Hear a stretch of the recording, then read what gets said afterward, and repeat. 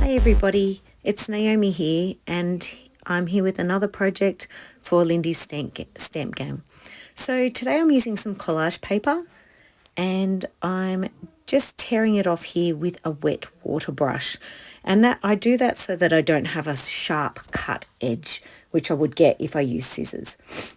And I'm using a Dina Wakley blue journal, so that's a cotton background, and I'm just using gel medium to adhere underneath and over the top for my collage paper.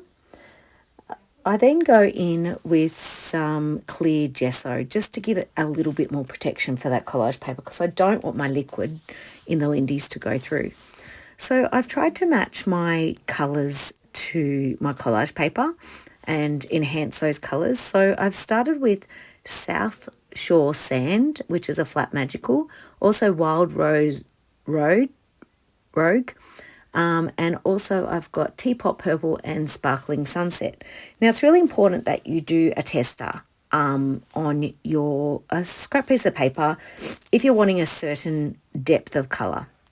And here I am just making up those colours, and then I'm testing them on a test piece of paper.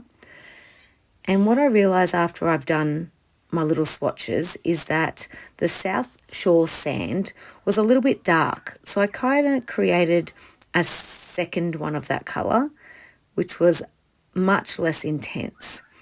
And then I realised that I wanted something a little bit more orange than the Sparkling Sunset. So I went with Teeny Weeny Bikini, and that gave me much more, brought that yellow out in those birds. So here I am just using water and a watercolour brush, and I'm letting the water do its magic. So I'm spraying water on first and afterwards with the magicals, and I'm allowing it to move with the water. I use a bit of paper towel to wipe up those little drips.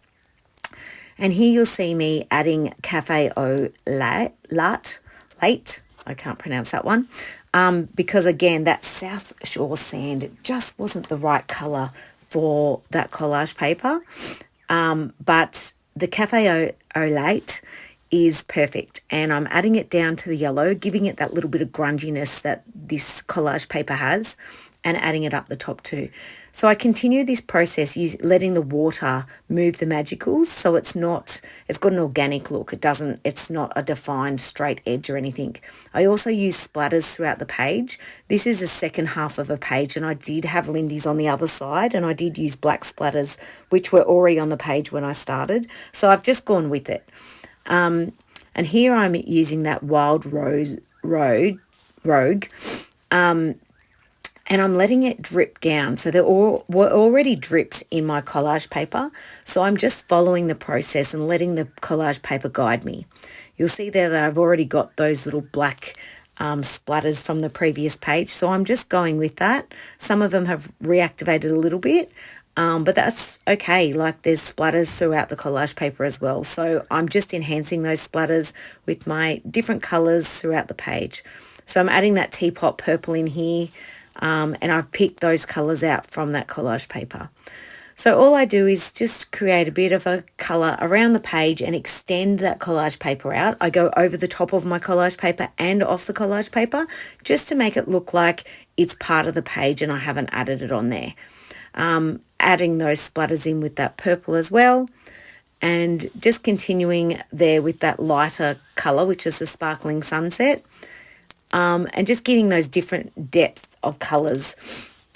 So I finished off with some elements and some stenciling with some black gesso and some quotes, and it created an absolutely beautiful page with some punchy colours.